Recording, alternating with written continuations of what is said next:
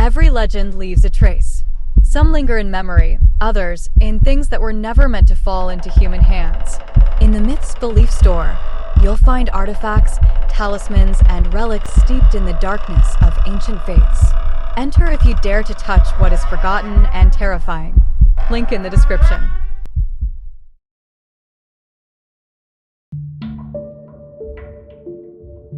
In Slavic beliefs, there were beings that did not attack adults, did not hunt travelers, and did not stalk the night. They had a different purpose. A purpose that awakened the deepest, most primal fear in humans, the fear for a child. One such being was the Mamuna, a demoness of swamps, marshes, and wild thickets.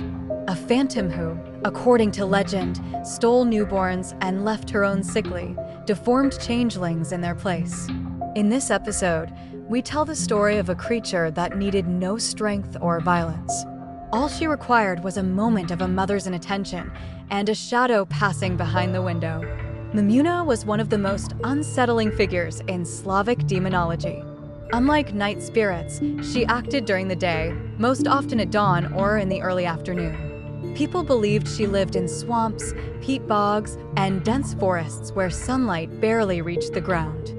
Her presence was revealed by the rustling of reeds, the squelch of mud, and strange, inhuman giggles drifting from the thickets. Descriptions of Mamuna varied. Sometimes she appeared as an old, withered woman with long green hair and skin covered in moss. Other times she was tall and unnaturally thin, with eyes glowing like swamp lights. In some tales, she resembled a creature more than a human, with elongated fingers, webbed feet, and a face that looked like a lifeless mask. But the most terrifying belief was that Mamuna could look like an ordinary woman. Young, beautiful, smiling, someone no one would ever suspect. Only when she came closer did her body begin to change. Her hair darkened and lengthened like wet weeds. Her skin took on a greenish tint, and her eyes turned black and empty. By then, it was already too late. What made Mamuna the terror of mothers was her obsession with stealing infants. According to folklore, she took children when mothers fell asleep beside the cradle, left them unattended, stepped outside after dusk, or failed to protect the crib with proper charms.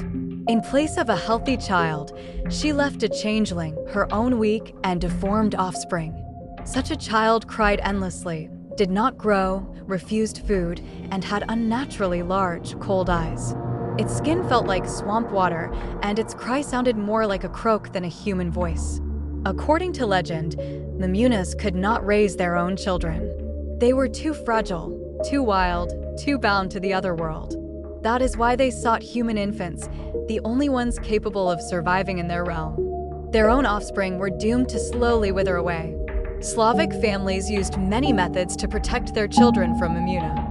Mothers tied red ribbons to cradles, placed iron objects under pillows, hung blessed herbs above the bed, and avoided going outside with a newborn after dark. People believed Mamuna feared iron, fire, and prayer, symbols of the human world she could not cross. When parents suspected their child had been replaced, they resorted to desperate, often brutal rituals meant to force Mamuna to return the real infant. In their eyes, the changeling was not human at all, but a creature from another world. In modern culture, Mamuna appears more and more often as a symbol of parental fear, loss, and the terror of the unknown. She shows up in Slavic-inspired games such as Black Book and Thea, as well as in interpretations of changeling myths in the Witcher universe. She appears in fantasy and horror literature, in works like the Slavic bestiary, Slavic mythology, and contemporary novels drawing from folklore. Films and documentaries about demonology often portray her as a dark guardian of the marshes, a being lurking at the edge of human settlements.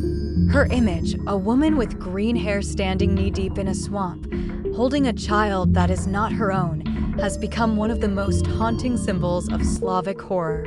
Mamuna terrifies because she touches what humans value most, their children.